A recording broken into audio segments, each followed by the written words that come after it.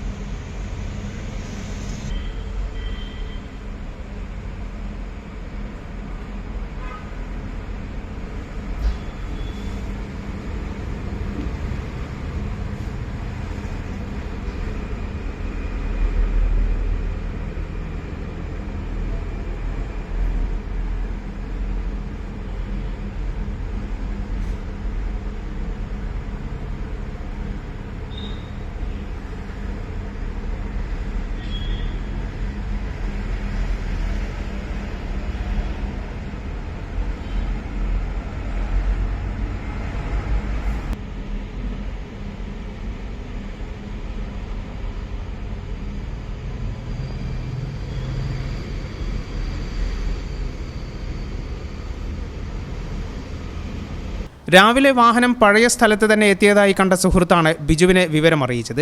മോഷ്ടിച്ചത് ആരാണെന്നോ മോഷ്ടിച്ച ശേഷം ബൈക്ക് തിരികെ എത്തിക്കാനുണ്ടായ കാരണമെന്താണെന്നോ വ്യക്തമല്ല. മോഷ്ടാവിനെ കണ്ടെത്താൻ പോലീസ് അന്വേഷണം തുടരും. ഈ ചാനൽ ന്യൂസ് വളാഞ്ചേരി.